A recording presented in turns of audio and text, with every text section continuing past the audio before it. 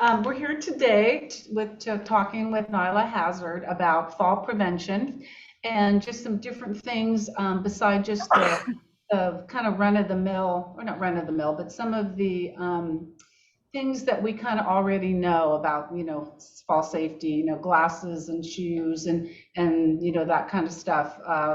So she's going to go a little bit deeper than that, give us some information, some things that I don't know about. So I'm kind of excited about that. So let me just introduce you, give you a little background information on Nylah. She is a PT here in Chico. She received her doctorate in UC San Francisco, and that's a doctorate. She went to school for a long time. And she completed that in 2018. She lives up here in Chico with her husband, David, and enjoys hiking and being outdoors. Her favorite hike is anywhere where there's dirt, so that works pretty well. And she's an auntie to seven nephews and nieces, which is a pack. That's like a whole, small camping trip in itself. So we're going to start off a little bit with talking about the first subject is, and I don't really know much about it, so I'm excited to hear about it, is called compensatory stepping. So am I even saying it correctly? You are compensatory. Okay, good. Yeah, thank you for that wonderful intro, Mary Jo. It's a real pleasure to be here. Yeah, compensatory stepping is that quick reactionary step that you take when you realized you've lost your balance. And that quick step allows you to recover and not fall. And it's really tied up in our body's awareness of recognizing a fall. Like, how do we know we're falling is a whole nother subject of balance. But once you kind of recognize, hey, I'm kind of losing my balance, I'm a little off kilter here, it's that quick step that we can take to recover. And so having adequate strength is important to be able to take that step. And so, exercise classes like Mary Jo's class are really awesome for that. Yeah, we do strength every Tuesday. It's Absolutely. like, it's their Taco Tuesday, it's Strength Tuesday, although tacos are afterwards, but we try to do that. Mm-hmm. Having adequate strength to make that step, having the speed, so the power and agility in your muscle system to get your leg out there to catch yourself. So it's something that oftentimes takes people out of their comfort zone to work on. But I have a quick little exercise, if you want to see it, that you can safely do at home. Absolutely. Love kinesthetic teaching. Yes. So you want an actual corner? I have a corner that involves a window. So don't do this at home. Say as I do, not as say as I say, not as I do. So you want an actual corner to practice this in. And you want to start slow. Make sure you have your bearings about you and that it is going to be safe for you to practice. If you don't feel unsure about it, maybe don't practice it at home or have somebody who's knowledgeable assist you with it. But I'm going to try to make sure that you can see my feet as well as my hands. So give me a shout out if you don't see that. Okay, Mary Jo? Yeah, looks good so far, so good. Yeah. So I'm on my wall here. I want to be far enough away that I've got a little bit of tipping room, but close enough that my hands can catch me. I'm going to have my hands up at all times to guard my precious face. I'm going to be ready to fall. So I'm going to allow myself to tip from my ankles forwards until I feel that sense that I'm actually falling. Because you have to work on that reaction. So you actually have to get yourself to actually fall so that you can work on the reaction time. So you're falling, falling, falling, and then you practice taking that big step to catch yourself. Great. Yeah. Just real quickly now, just one more inch closer to the wall so we see both your feet. So closer to the blinds, edge closer to the blinds. There you go. Okay, good. Yeah. So you're actually like recreating a fall situation, but it's very safe. You're not going, because that's the part is you don't want to be doing, you want to recreate that. So exactly. And we don't just fall forward. So when you're in your corner, you can actually go sideways as well, keeping your feet close together Mhm. Side, my hand is out, falling sideways, and catching myself with that foot. And backwards. A little bit closer this time, kind of test it out, make sure that you're, not too far away from the wall.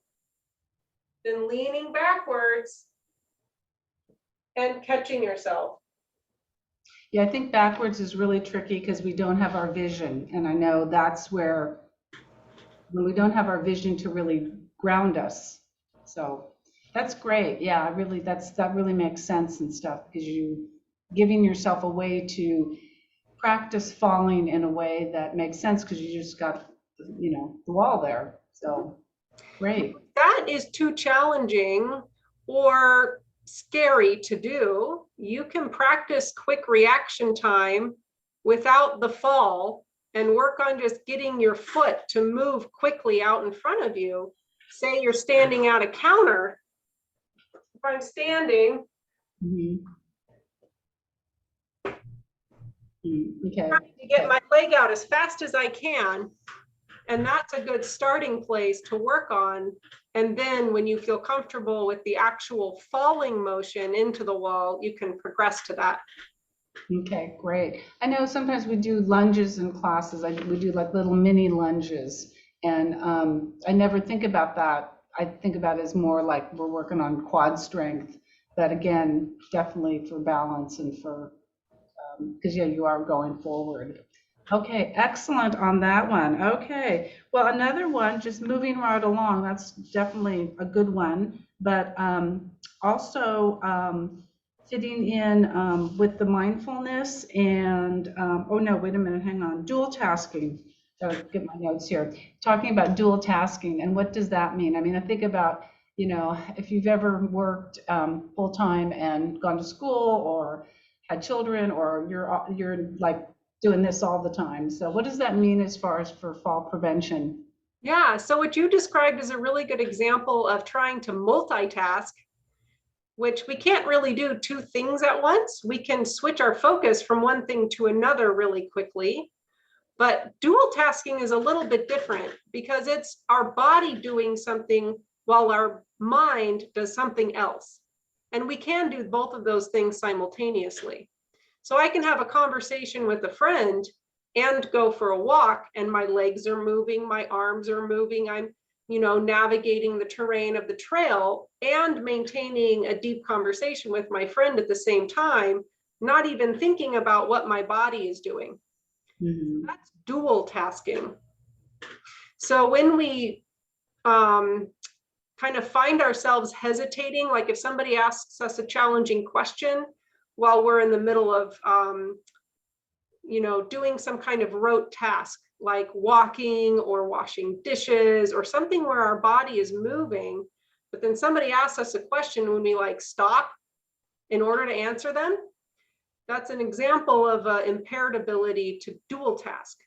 And so good examples of this with walking are say you're really distracted, looking for your car in the parking lot and really stressed out about it. Maybe you're rushing to get to an appointment. And so your brain is really distracted, scanning everything. And then you're walking over curbs, over gravel. And that's if the ability of the brain and the body to work simultaneously is impaired, then that makes a really nice environment for catching your foot on a rock and falling in that circumstance. And so a lot of times we'll work with having complex thoughts and doing complex movements at the same time. And ways that you can practice that are, go for the buddy walk and walk and talk at the same time. Do a group exercise class where there's music and talking and chatter, going into environments where there's a lot of stimulus, a lot of people. Gatherings are really notorious good places for dual tasking because we're moving around, and then people are asking questions and talking. So there's a lot of cognitive tasks. It sounds like socializing, and even family dinners, Yep. like pass the potatoes, what did you do today at school? There's all that stuff. Oh my goodness, the bread's still in the oven. Yes, Yeah. absolutely. Yeah. Carrying the plate of potatoes to the, while the grandson is trying to show you his like thing, um, so, but then there's ways of practicing that on your own as well, having the TV on while you're doing balance, standing on one leg, if that's safe in your environment to do, listening to podcasts while you walk or do exercises, doing memorization. If you memorize poems or scriptures or songs, working on memorization tasks while you're doing exercise and movement is really good ways of challenging that. Wonderful. Yeah, those are like really easy things too. I wouldn't have known that that's what I'm doing, but I know sometimes too when I'm in the middle of doing class, I do a certain sequence in a certain order. And if someone asks me a random question, like, are we having class next Thursday or something? I know sometimes I have to go, okay, well, where am I at in that sequence? So I can, definitely relate to that.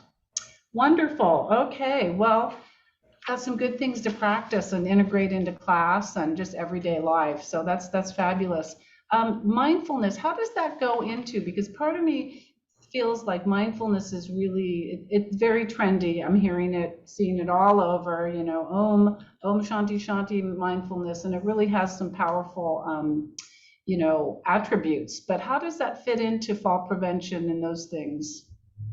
Well, I'm glad we talked about the dual tasking, because if you think about the practice of mindfulness is essentially my limited understanding of it.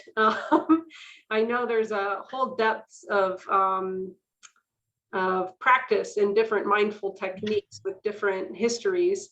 And so in my, limited and kind of more clinical interaction with mindfulness, it's more so the focus of one thing and focusing on that one thing to the exclusion of other things.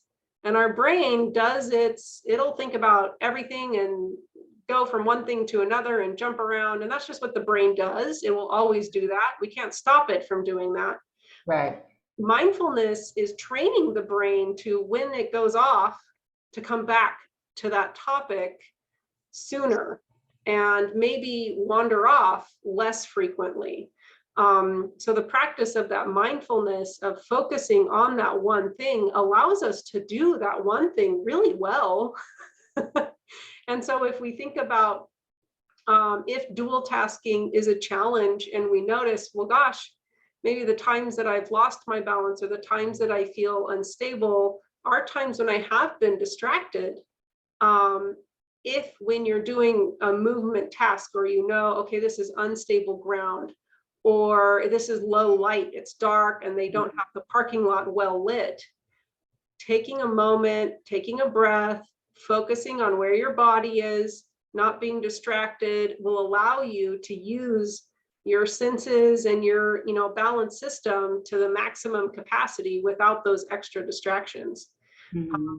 So that just allows you to take note of your environment, recognize where the obstacles are sooner, and so that your reaction to them is what it needs to be to maintain that balance.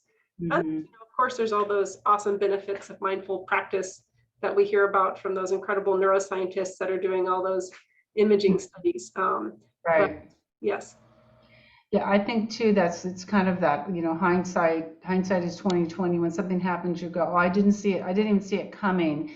And how often we get rushed or we're not, and those are the times that we get into trouble, because we didn't see it coming. So being able to be, and I think that's really good practice for a lot of things, for safety and stuff. But as far as balance goes, being able to know that, I'm walking on something that's not very stable, or those kinds of things. Okay, well, wonderful. So I do have kind of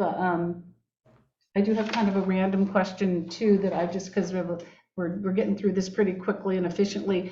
I want to ask you about hiking poles and what your thoughts on hiking poles, and just because I know that I just bought some new ones, And I don't think they're just for, because I'm getting older. So what's your thoughts on those real quickly?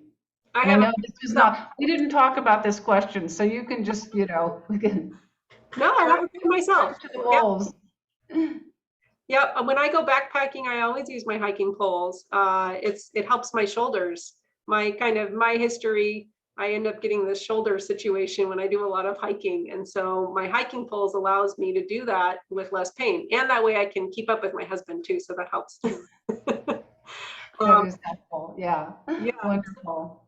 So hiking poles are great aids to assist in our balance. They're kind of like extra little fingers telling us where the terrain is, and extra little, recovery devices to allow us those really minute balance modifications that happen to help us avoid falls. The thing is, if you're going to use something like a walking stick or a hiking pole, you want to feel comfortable using it. If it's like dangling at the side and you like don't know what to do with it and it's like always in your way, it's going to be more of a detriment than a benefit. Yeah. And some people is just like that's not the right tool for some people. And so you want to feel feel good with it. And then also the fitting is important too. For a hiking pole, I don't have, sometimes I have my hiking sticks in here. Mine are pretty beat up though. The whole handle was bit by a marmot that was really enjoying the flavor of my sweat on the grip. So I had to like retape them. So they're a mess. But so you want your hiking pole to be right about at 90 degrees or just a little bit less when they're resting on the ground. If you're going uphill a lot, you want it to be a little bit higher. If you're going downhill a lot, a little bit lower. So if you tend to walk where there's a lot of terrain, it's nice to have a set that has a little bit of ability to adjust. I know my husband likes his to adjust, so he has those. Mine don't adjust because I just tend to, power through whatever in front of me, and it's just a distraction from looking at the views to have to sit and fiddle with my poles. So I have a set that's it's just one size. I just click them together and they're ready to go. Oftentimes hiking poles do have a loop strap, and the use of the loop strap can either help you in a fall situation or put you at an increased risk for a fracture. So using the loop strap is important to do it correctly. I'm trying to look around and see if I have any strappy situations that can mimic a loop strap, so I can demonstrate that. 1 second here.